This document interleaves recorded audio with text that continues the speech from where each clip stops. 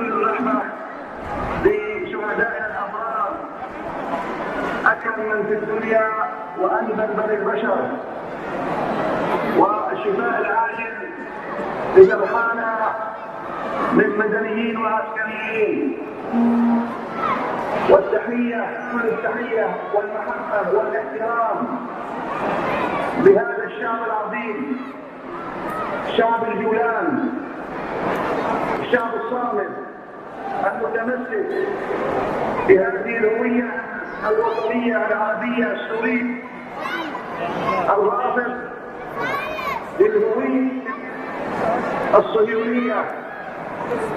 التحية والتحية لأسرارنا، كل المحبة لكل شرفاء، الولاء المطلق لمن أنتم قلوبكم مملوءة بالحب. السيد الرئيس بشار حافظ الأحمد.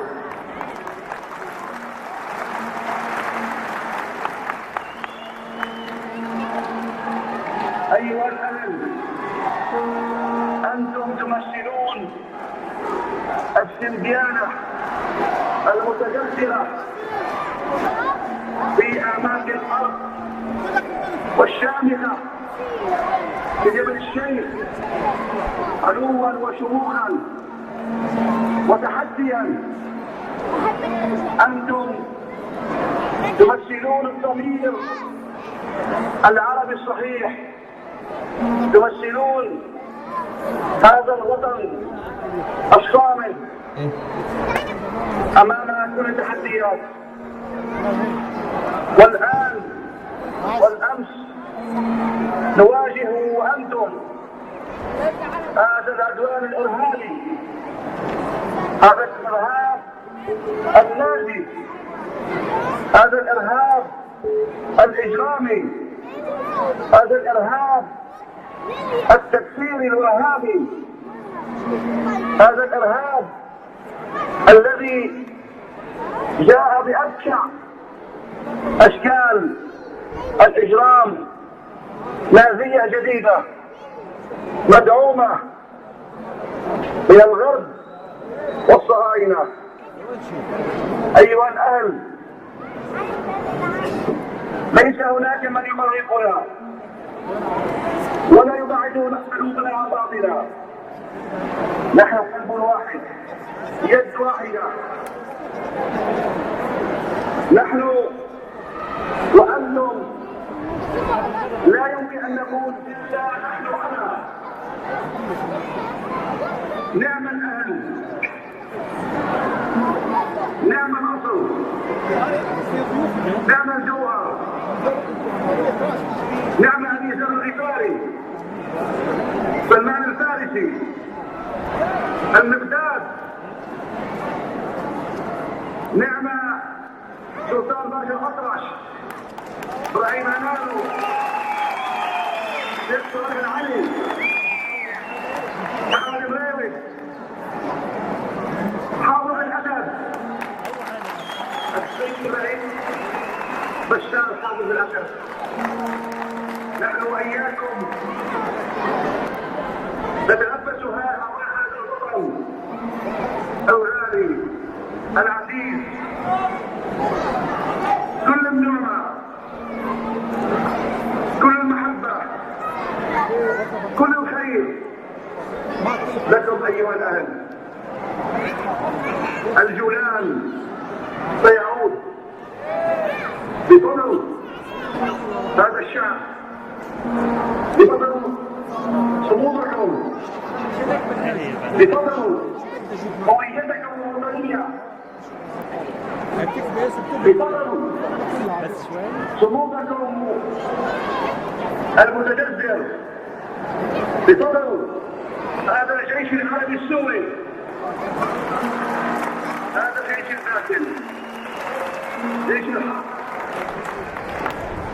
هذا الجيش الذي سيقهر الظلم والقهر، وهذا العدوان الجديد كما ظهر في الماضي.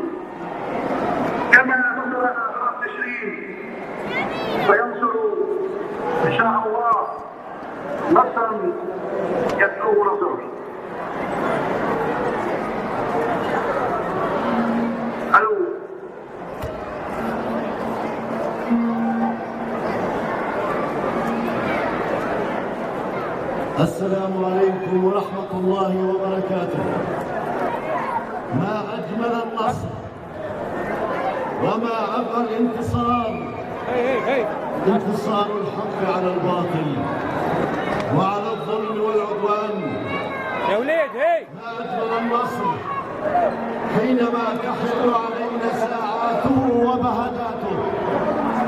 ما أجمل ذلك بعد هذا العناء الذي تحملته سوريا الحبيبة ودفعت مقابل ذلك ثمنا طاهرا وزكيا.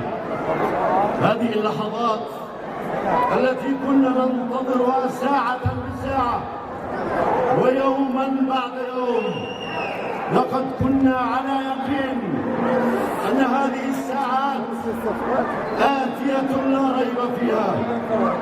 منذ أن بدأ العدوان على سوريا والتآمر الكوني المخطط له والمدبر لتدمير سوريا وتفتيتها، فمنذ تلك اللحظة الأولى وقفنا بجانب الشقيق وقت سوريا وتحدينا بكل إيمان وقوة مزاعم المعتدين ومن والاهم من أئمة اعتلوا المنابر فكانوا يحرضون على الدم السوري، فكان التصدي لهم بالمظاهرات والوقفات التضامنية وأقلامنا الحرة التي عرت مزاعمهم وأفشلت أمواقهم.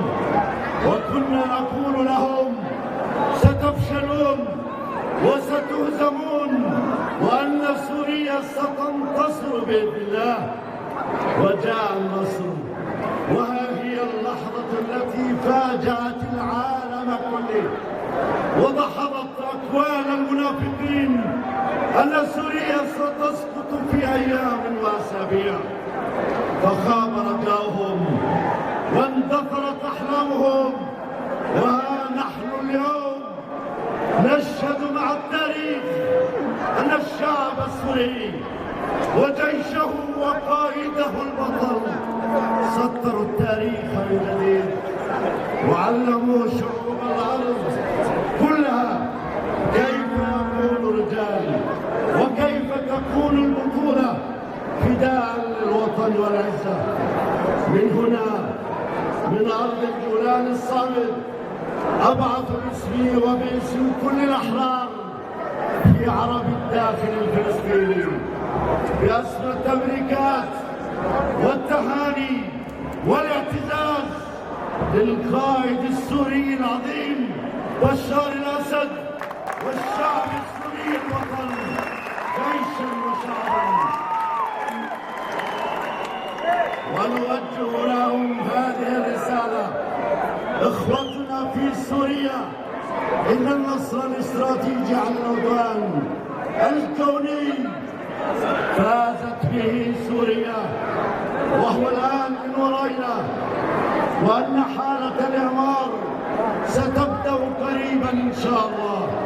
وهذا هو الجهاد الأكبر لقوله صلى الله عليه وسلم: رجعنا من الجهاد الأصغر إلى الجهاد الأكبر، وهو الإعمار والبناء والاستقرار والأمان، لتعود سوريا من جديد أجمل وأحلى بإذن الله. وأريد أن أذكر الإخوة في سوريا قيادة وشعبا وجيشا حتى بعد هذا النصر والانتصارات الكبيرة التي أحرزها الجيش العربي